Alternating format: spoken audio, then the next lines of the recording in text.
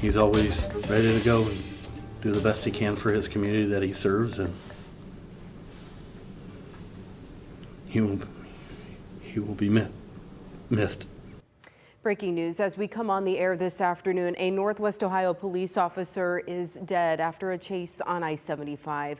Bluffton police officer Dominic Francis was hit and killed while putting stop sticks out early this morning in southern Hancock County. He was 41 years old with 19 years of law enforcement experience. His chief says he was also a coach, a teacher, and a bus driver. And now we have live team coverage of the tragic events that led to his death. Ariel Onstadt has been covering this story since it started developing overnight. We're going to get to her in just a moment. But first, Madeline Watkins is live in Hancock County with what we just learned moments ago from law enforcement. Maddie.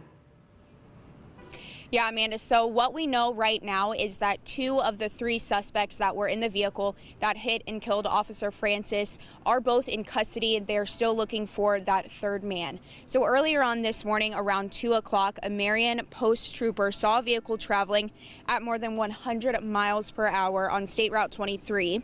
A pursuit began, and a Findlay trooper followed that chase onto I-75 southbound in Findlay. Then Officer Dominic Francis put stop sticks out trying to stop that vehicle, and that's when he was hit and killed. The 3 suspects continued driving for a short distance, and then they pulled over and fled on foot. They stole a Toyota Prius nearby, and that's where officers found one of those suspects. Afterwards, a Medina Post trooper started chasing that Prius, and that car then stopped at State Route 57 and Chestnut Ridge in Elyria, and that's where the 2nd suspect was arrested. Ohio State Highway Patrol says everyone in the Bluffton area needs to be cautious. And an officer is dead. 3 individuals in a vehicle killed him. And as far as armed, I guess that would be we'll have to look into that. We're going to be, obviously investigating this, but dangerous is most definitely a good word to describe him. Now, of course, we will stay out here in Hancock County all day today to learn the latest, to make sure that we update you guys. So, of course, just be sure to tune in to both of us on air and online, WTOL.com. For now, I am live in Hancock County. Madeline Watkins, WTOL 11. Madeline, thank you. Our team coverage continues. We turn now to Ariel Onstadt, who is learning more information about Officer Francis. Ariel.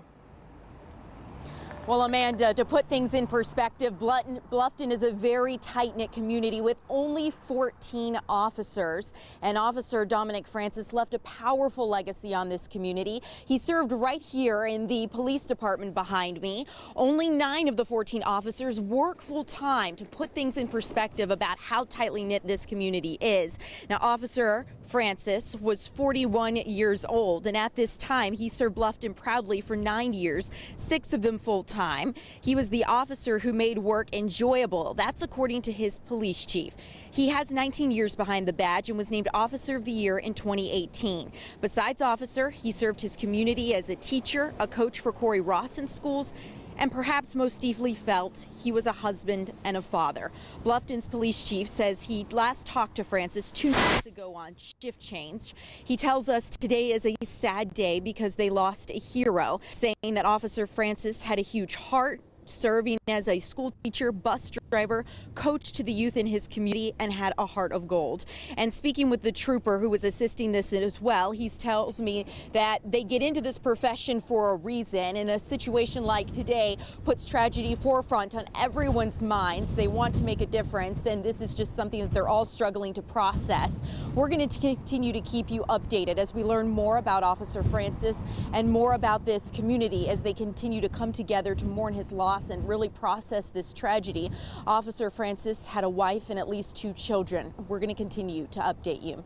Reporting live here in Bluffton, I'm Ariel Onstadt, WTOL 11. Ariel, thank you. WTOL 11 has been tracking this story since it began this morning. You can watch the entire news conference and follow the latest developments online right now. We also have links to live reports, and we'll post updates as we learn more on WTOL.com.